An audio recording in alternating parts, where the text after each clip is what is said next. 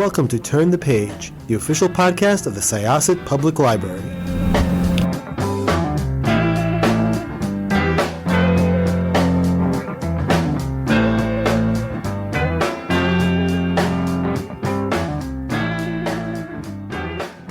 Hello, everyone, and welcome to Turn the Page. I'm your host today, Jen, and I'm here with the author of a really beautiful new book that just came out this past Tuesday. Could I ask you to introduce yourself and your book, please?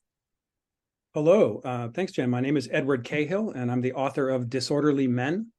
It's a novel about three men who are caught up in the police raid of a gay bar in Greenwich Village in 1962. It is, as I said, so lovely, and so it really stayed with me for a long time after I read it. But before we get into it too much, I was wondering if you could tell us a little bit about your journey to the book, because I understand that you are an English professor at Fordham, and I'd love to know more about your research and perhaps how you moved from your research into fiction writing. Thanks. That's a great question, and I love to tell this story. I was in the middle of a very long second book project. My first book was the book that I wrote to get my PhD, and it became my first monograph. And I was working on a second book on the cultural history of social mobility in the early modern Atlantic world. It was a long project, and halfway through it, I was on sabbatical, sitting in the reading room of the New York Public Library, and it occurred to me that I needed to stop immediately and write a novel. Life is short, and I wanted to write fiction. In academia, we write for very, very small audiences, and I wanted a bigger audience. I wanted more interlocutors, and I had some stories that I wanted to tell. And so this story, which I had originally imagined as a screenplay, just became a novel. The characters came alive, and I couldn't stop doing it. So after a few chapters, I realized this is what I was now doing. I did a lot of research. I'm trained as a researcher, but really more in the 18th century than in the 1960s. So I had some work to do, but so many great resources online and in print. So that was a pure pleasure for me. And then writing the novel was also just a joy.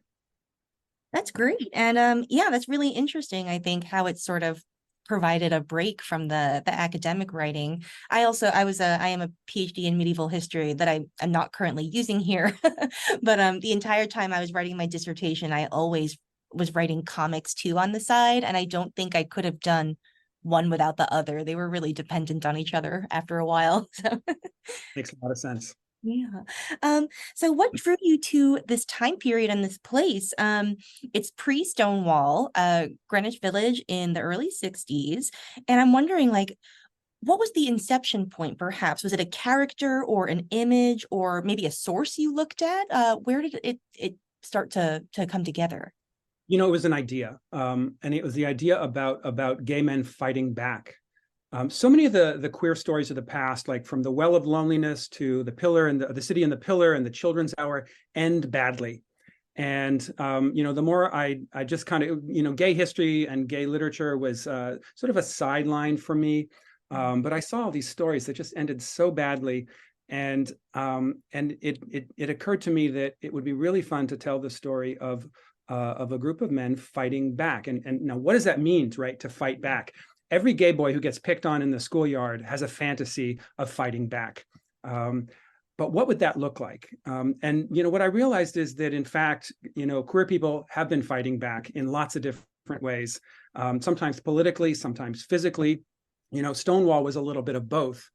But in 1962, the year of that my novel takes place, gay boxer Emil Griffith pummeled to death his opponent for making an anti-gay slur. This was in Madison Square Garden.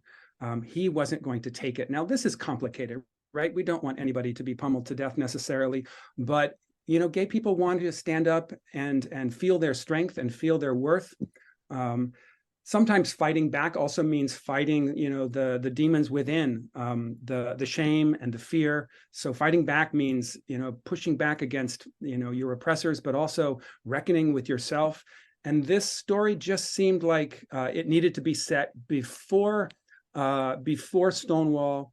In 1958, there was a protest at Cooper's Donuts in Los Angeles, and a bunch of drag queens and trans kids mostly, decided they weren't going to take police harassment anymore, and so they fought back. In 1966, the Mattachine Society had their famous sip-in at Julius Bar in New York, where they insisted on being served as homosexuals. All of these different protests preceding Stonewall were signs of a gay community that was emerging as a community for the first time, recognizing one another, really identifying, still dangerously and tentatively, but identifying as gay. So I wanted it to happen before Stonewall, really on the cusp of a lot of major social change in the U.S. And so much happens in 1963. So I decided 1962 was the right year to start. Yeah, it's a fascinating period, and it is really interesting to see how, like, through these individual lives that you investigate here, how you can see the different historical threads that are leading to this big historical moment that is Stonewall, but to see it sort of in this like nascent state still, and to see the beginning of a community.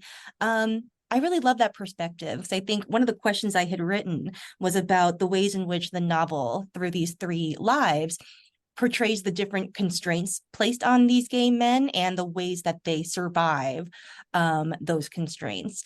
But as you were speaking, I realized it is really so much more about their survival techniques and the ways that they are active rather than passive. So could you talk a little bit about where these three people came from? Did you conceive of their lives individually as threads and then interweave them, or like how did that structuring go?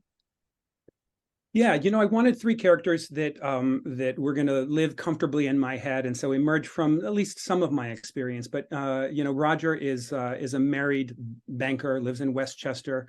Julian is an English professor like myself, and Danny is a grocery clerk, and he's really kind of the most out of the three men. But even he's not out, because nobody's really out in 1962.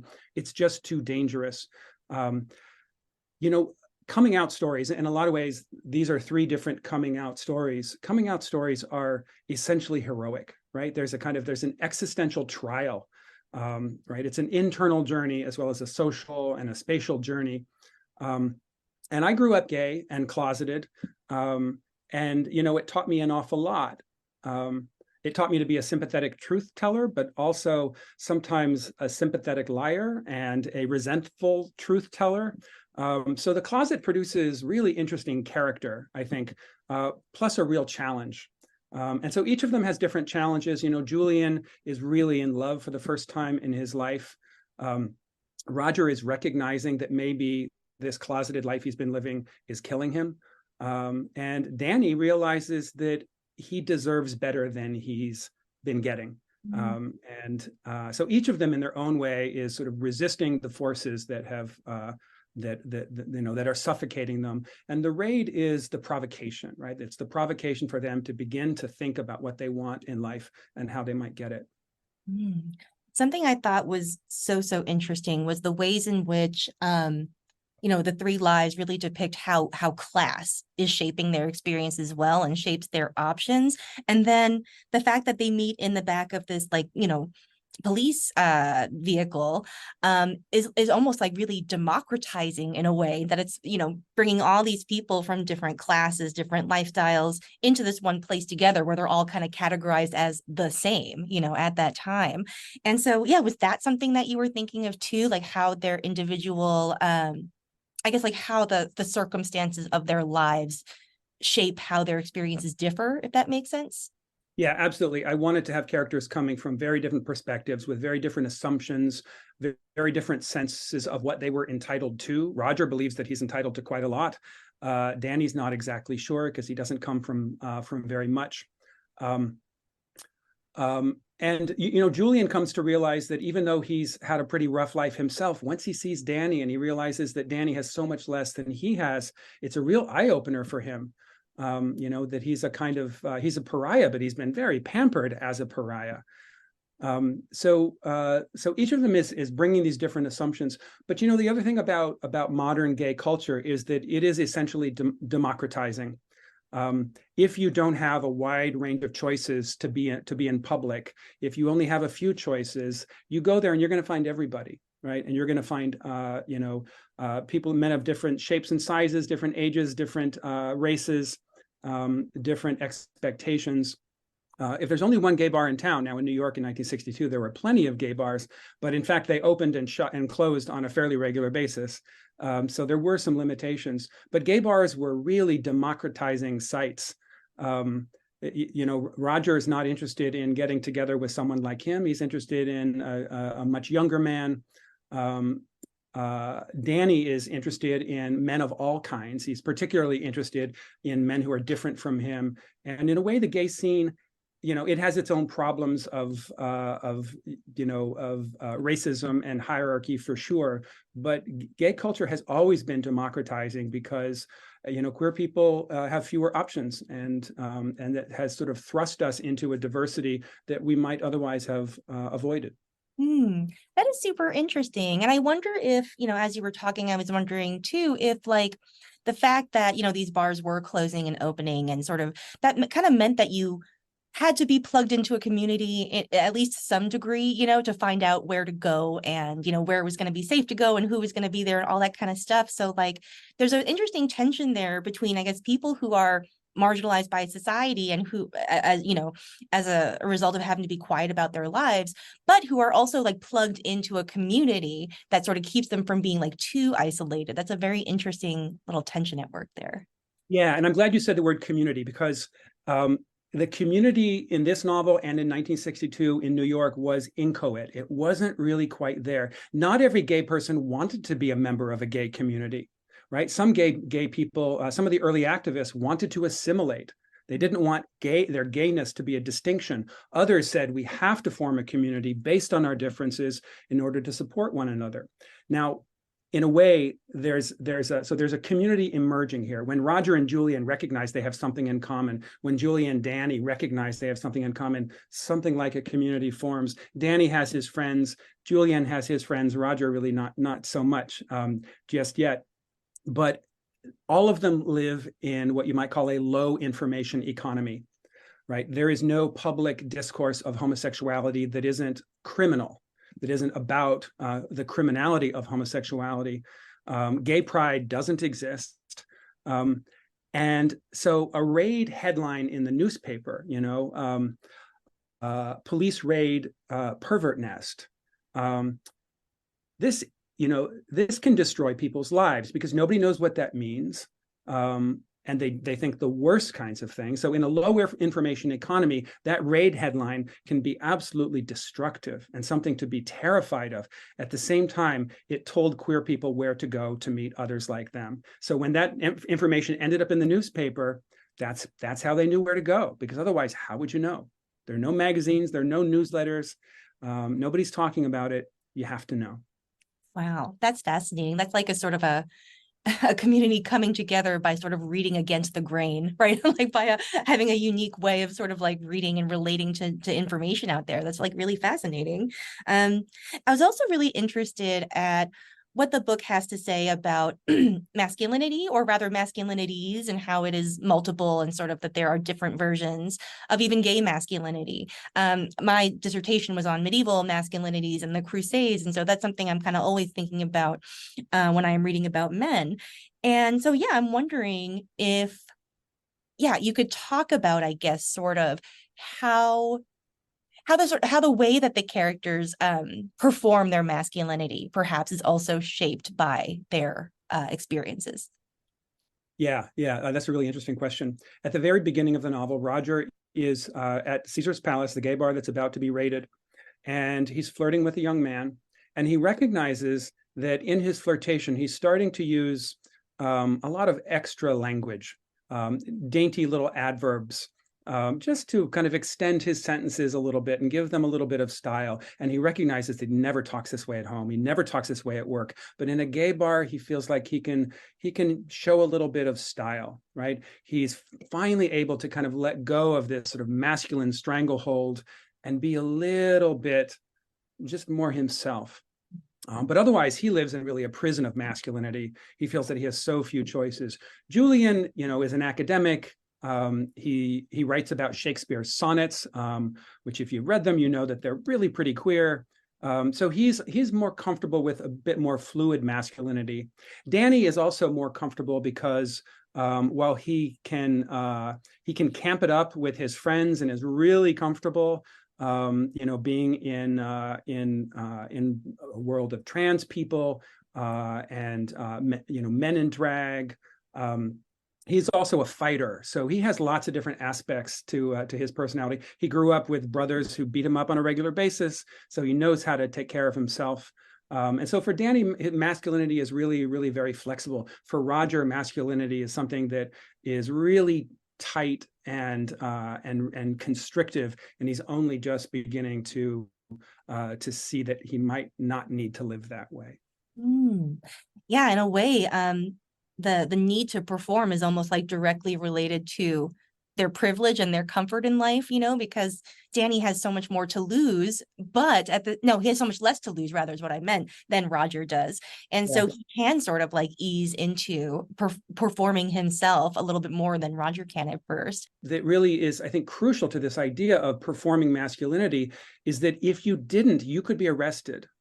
If two men dancing in a bar, you could get arrested. A man wearing a woman's blouse, you could get arrested. So literally the stakes are very, very high for not sufficiently performing masculinity. If you happen to give a little bit too much swish to a police officer, you could be arrested for lewd and lascivious conduct. It really was that simple. So it's a great question. Thank you. Yeah, and that does sort of speak to, I guess, sort of like the uncomfortable closeness of like performance and then like code switching as a survival technique. That's very, very interesting. Was there one character who was sort of easier to get into the headspace of another? Like, was there someone who was easier to write or harder to write? I think Danny was probably the hardest to write because he's in a way the least like me. I come from an Irish family, so I have sort of a sense of his Irishness, but he's the least like me, and he's also the least aware and the least sort of self-reflective. And a lot of Danny's story is about kind of coming into an awareness of the political stakes of his queerness. And so, representing that, since I've been an academic for many years and self-reflection is, my middle name, the other two characters, Julian in particular, were really easier. But Danny, and representing that process by which Danny comes into self-awareness was definitely not easy, but was also an awful lot of fun.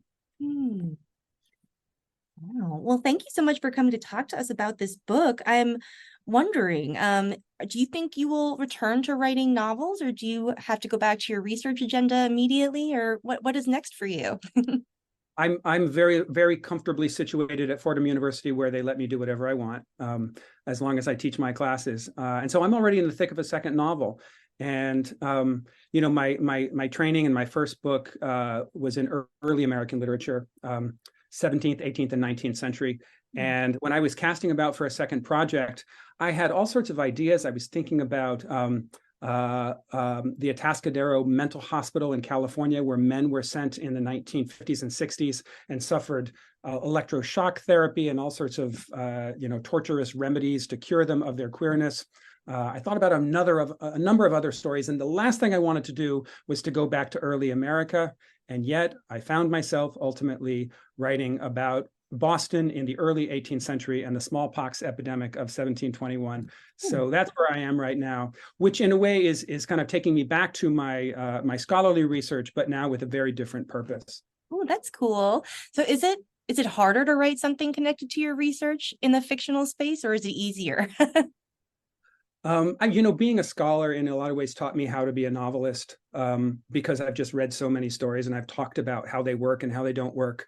Actually, I had to write a novel in order to learn how to write a novel. But being a scholar of early American culture and history gives me ready access to lots of truisms about how people lived and how they thought and how they spoke. And I'm certainly very drawn to. If I write historical fiction, it's because I kind of think like a historical fiction writer. I'm a little anachronistic, I suppose. I'm really interested in the language of earlier times. I didn't think I'd be going back this far, but I've read an awful lot of early 18th century writing. So I have a good sense of how people sounded, what their priorities were, what their religious psychology was like, what their sort of commercial ambitions might have been like. So I bring a lot to it, but of course, every novel requires research, and so I'm still doing an awful lot of original research. Oh, great. Well, yes, best of luck on that project, and I hope that when it comes to fruition and it's out in the world, maybe you'll come back and talk about that one with us. That would be a great pleasure. Great. Well, again, thank you so much for joining us. This has been really lovely. I appreciate it. Thanks. Welcome. Take care. All right, listeners, please pick up Disorderly Men. By the time that you hear this, it will be out in the world. It's out in the world right now, actually. So please head to your favorite independent bookstore or library, wherever you like to go get your books. All right, thank you so much for joining us. It is now time to close this chapter. It's time to close this chapter of Turn the Page. Join us for the next episode.